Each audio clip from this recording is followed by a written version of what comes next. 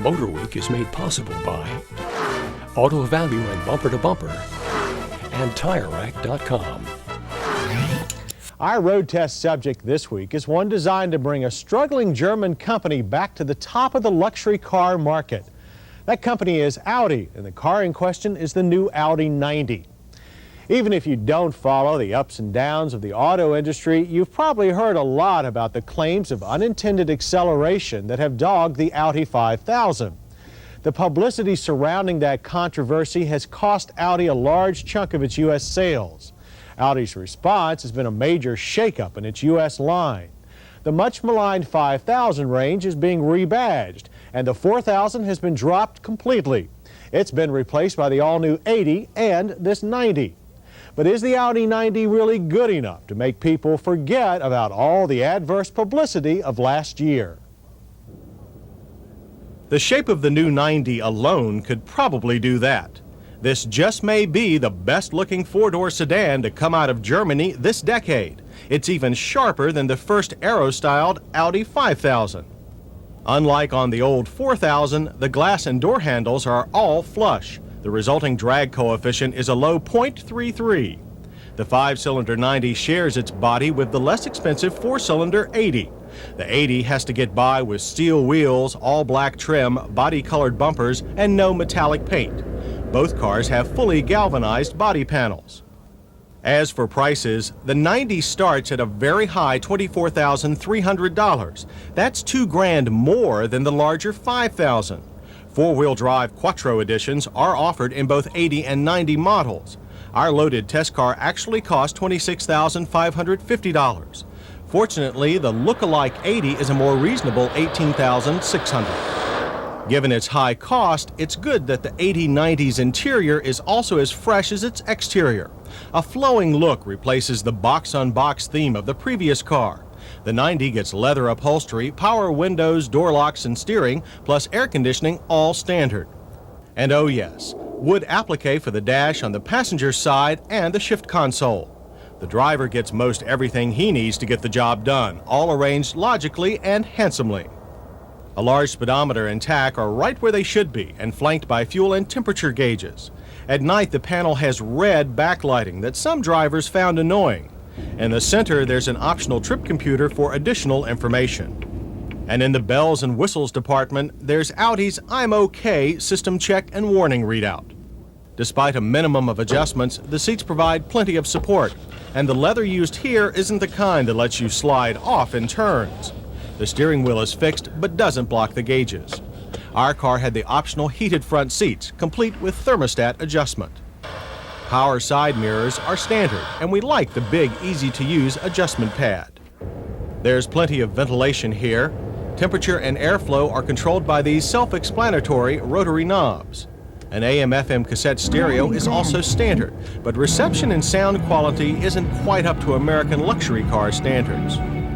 A sunroof tops the equipment list and doesn't intrude too much on front headroom. Sorry we can't say the same about rear headroom, but overall the rear passenger compartment is less tight than in 4000 models, and 3-point belts are standard. What the back seat gained in the 90, the trunk lost. While deep, it's very short, and the floor is anything but flat. To be fair, the deck lid is a work of art. It provides low liftover and stands well up out of the way. But it's up at the other end where things are going to be most confusing. The 90 comes with a 2.3-liter 5-cylinder engine. That is, if you want a 5-speed manual transmission. If you want an automatic, you have to settle for the 2-liter 4-cylinder, the one that comes as standard in the Audi 80. It seems some of the boys in Ingolstadt didn't have the newly designed automatic ready in time for production. Sounds like they once worked for GM. The 5-cylinder is rated at 130 horsepower and 140 pound-feet of torque. And the 90's 5-speed manual transmission has been reworked. The shifter is still slightly notchy, but more accurate than before. All of which would make you think the Audi is impressive on the track. Well, not really. The car has nearly 3,000 pounds to pull with its 130 horses, so acceleration is just adequate for a sports sedan. Our car covered the quarter mile in 17.4 seconds at 82 miles per hour. 0 to 60 took 10.3 seconds. Nothing really to get excited about. Ditto the Audi 90's handling. The car goes where you point it and with a minimum of complaint. Body roll and front-end plow are both moderate and the steering is fairly accurate. But the car doesn't hang on with the tenacity of, say, a 3 Series BMW.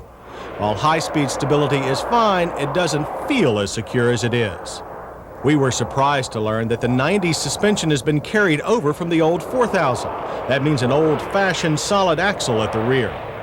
We were more impressed with the 90's brakes. They come from the Audi 5000, which means they're anti-lock brakes. And the driver has the ability to turn the system off for those conditions such as deep snow, sand, or gravel in which you wouldn't want ABS action. And with the anti-lock brake switch on, our Audi 90 stopped with an extremely short distance average of 98 feet from 55 miles per hour. Overall performance was very good.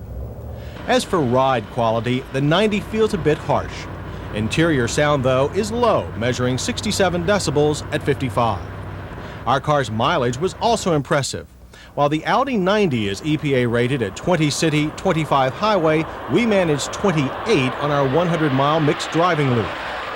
In our safety check, the Audi 90 fails to have front passive restraints and 5-mile-per-hour bumpers, but passes on all other counts. And the 90 hit us just right with its lovely styling, well-designed interior, wealth of standard features, and excellent brakes. We were not impressed with the Audi 90's acceleration, and we don't like the idea of having to live with an even pokier engine when you order the automatic. Then there's the small, oddly shaped trunk and its high price. For comparison, the BMW 325i is also available as a 4-door. It isn't as pretty and costs a little more, but it's much faster, has more trunk room, and is more fun to drive. And the 90's big brother 5000S, soon to be called the 100, actually is less expensive, and it has more interior and trunk room. We are frankly very disappointed in the Audi 90. It's a beautiful car to look at, but it lacks the performance finesse that Audi needs to turn its American image around. Improvements will no doubt come, but we don't think the 90 currently has enough substance to build a meaningful relationship with more demanding sports sedan buyers.